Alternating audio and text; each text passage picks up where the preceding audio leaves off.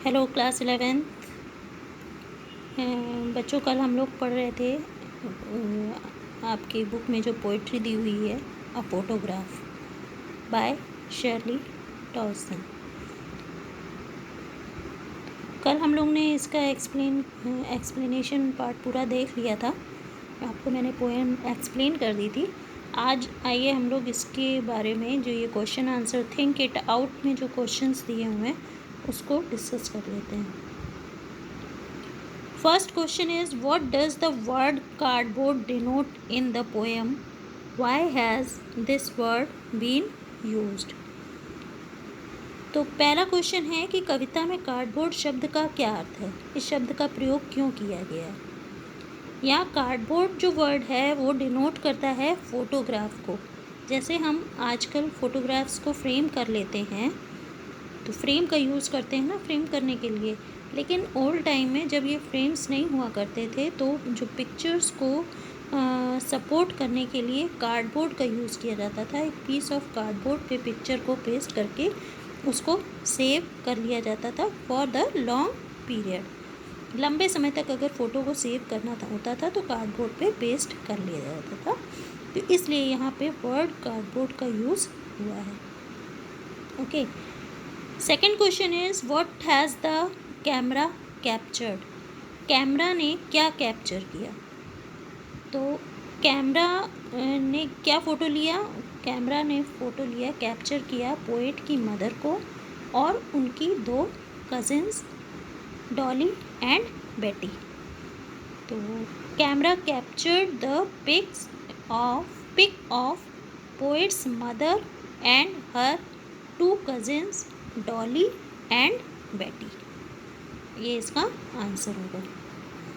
Third है, what has not changed over the years, does this suggest something to you?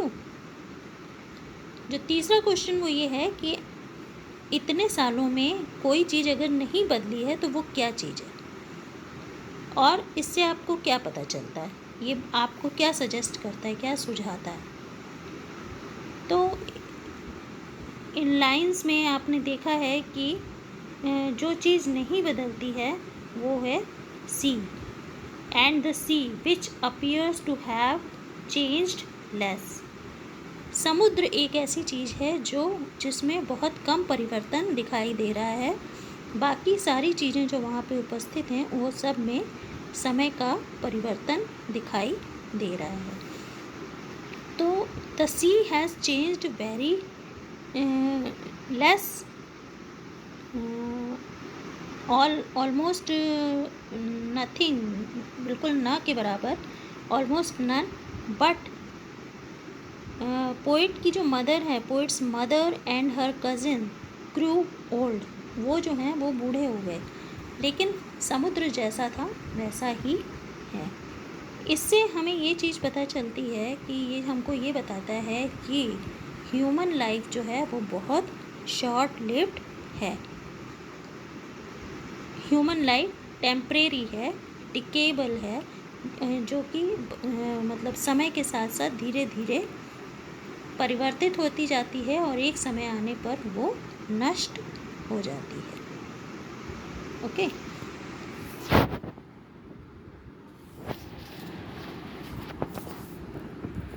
Next हमारा question है, the poets mother laughed at the snapshot, what did this laugh indicate? Poet की माँ उस पुरानी photo को देखकर हंसती है, और वो क्यों हंसती है, उसकी हंसी का क्या मतलब है? तो पोइट की जो मदर है वो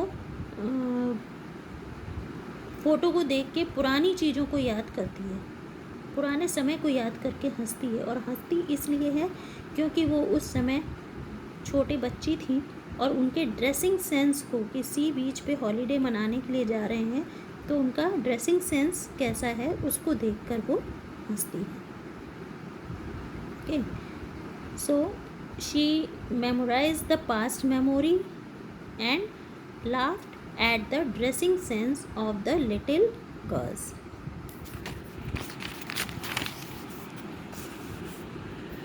नेक्स्ट जो क्वेश्चन है, What is the meaning of the line both try with the labored ease of loss?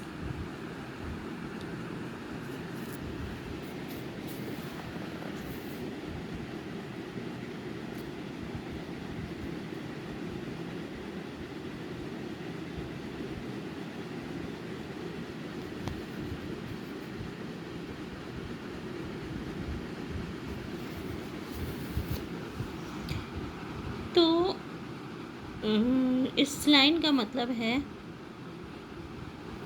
First of all देखिए ये लाइन है कहाँ पे, जिसको कि यहाँ पे रेफ़र किया गया है।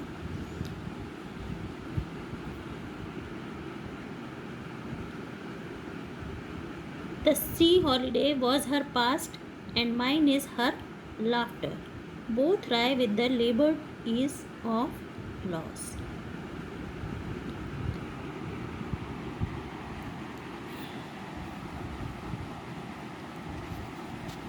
इसका मतलब ये यहाँ पे ये लाइन रेफ़र कर रही है कि ये माँ जो है वो अपने पास्ट को याद करके हंस रही है, को याद करती है, अपने पास्ट को याद करती है, और मैं मतलब पोएटिस अपनी माँ की हंसी को याद करती हैं, और दोनों ही चीज़ें जो हैं वो उसको डिस्टर्ब करती हैं, दोनों चीज़ें दोनों को डिस्टर्ब करती हैं। मतलब माँ को उसका पास्ट और पोएटिस को उसकी माँ का जो वो लाफ्टर है वो डिस्टर्ब करता है कि किस तरह से उन्होंने बड़ी आसानी से, मुश्किल आसानी से उन्होंने क्या चीज़ खो दी है, मतलब अपने पास्ट को खो दिया है, वो अब वापस नहीं आएगा।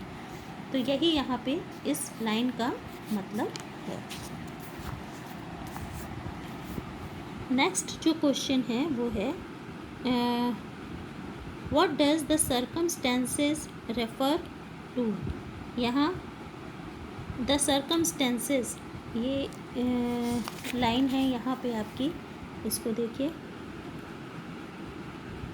Now she has been dead nearly as many years as that girl lived, and of this circumstance there is nothing to say at all. तो यहाँ पे इसका मतलब है कि ये सर्कमस्टेंसेस हैं जहाँ पे उसकी माँ की मृत्यु की जो स्थितियाँ हैं, परिस्थितियाँ हैं, उसकी बात यहाँ पे हो रही है कि अब उस लड़की को मरे हुए उतना ही समय हो गया है जितनी की एज उसकी उस फोटो में उस समय दिख रही थी। End of this circumstances there is nothing to say at all, और अब इन परिस्थितियों के बारे में कोई बात नहीं करता है, कुछ भी कहने के लिए यहाँ पर शेष नहीं रहा है। ओके,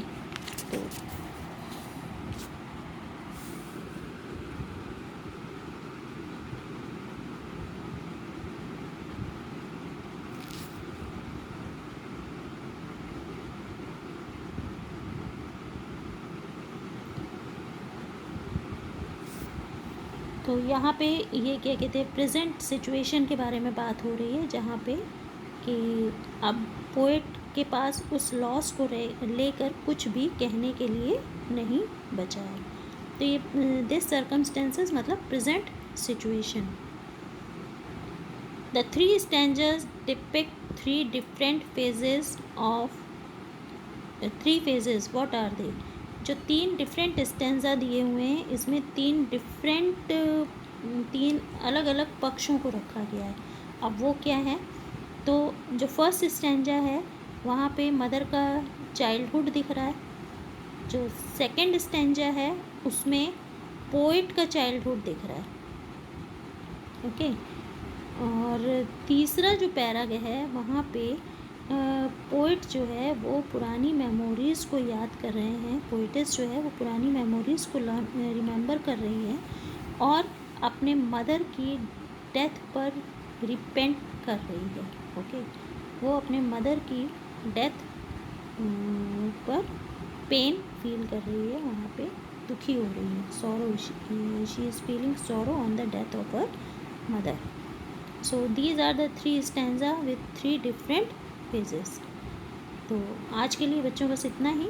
ये डिस्कस कर लिए आपसे क्वेश्चन आंसर। आप इसको अगर चाहें तो नोट कर लीजिए, ये बहुत अच्छा रहेगा कि अगर आप इसके आंसर्स को नोट कर लें।